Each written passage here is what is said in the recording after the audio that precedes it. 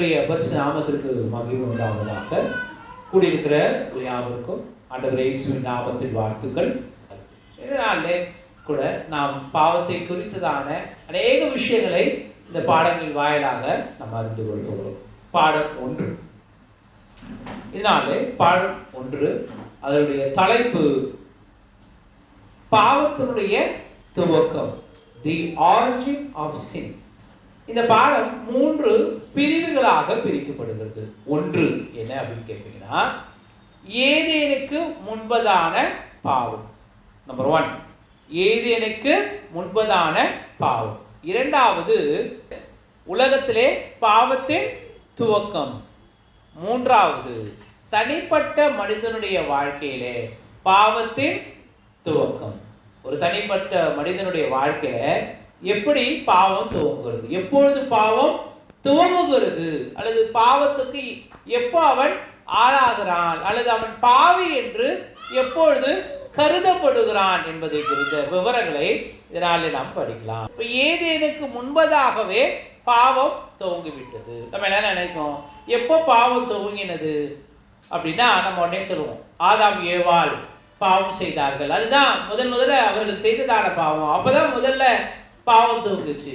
இல்ல, இந்த உலகம் சிருஷ்டிப்பதற்கு முன்பதாகவே பாவம் துவங்கிவிட்டது என்பதை மனதில் கொள்ளுங்கள்.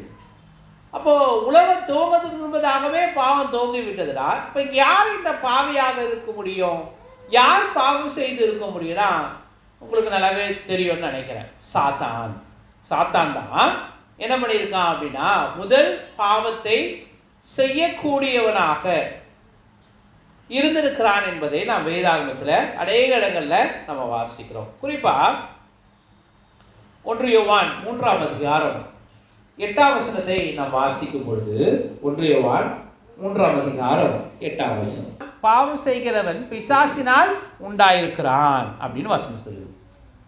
பாவம் செய்கிறவன் பிசாசினால் உண்டாயிருக்கிறானா? ஏன்னா பிசாசு ஏற்கனவே பாவம் செய்திருக்கிறான்.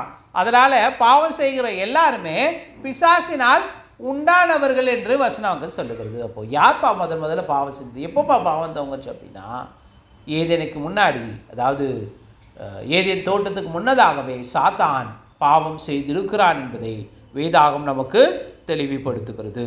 நம்ம என்ன படித்தோம் அப்படின்னா, ஏதேனுக்கு, அதாவது உலகம் துவங்குவதற்கு முன்பதாகவே பாவம் துவங்கி விட்டது. ஸோ யார் துவங்கினா அப்படின்னா, சாத்தான் தான் பாவத்தை துவக்கி இருக்கிறான்.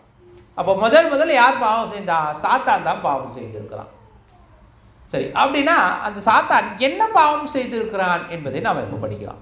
சாத்தான் செய்த பாவம் என்ன அப்படின்றத படிக்கலாம். 1 தீமோத்தேயு 3:6 வாசிக்கிறோம், அவன் இருமாப்படைந்து பிசாசு அடைந்த ஆக்கினியிலே விழாதபடிக்கு நூதன சீஷனாக இருக்கக்கூடாது. இங்கே மூப்பர்களை குறித்து அப்போஸ்தலனாகிய பவுல் தீமோத்தேயுக்கு எழுதுகிற பொழுது மூப்பர்கள் குறித்த தகுதியை குறித்து எழுதுகிறார். அப்படி எழுதுகிற பொழுது அவர் சொல்லுகிறார், சாத்தானை போல இந்த மூப்பர்கள், இந்த கண்காணிகள் இருமாப்புள்ளவர்களாக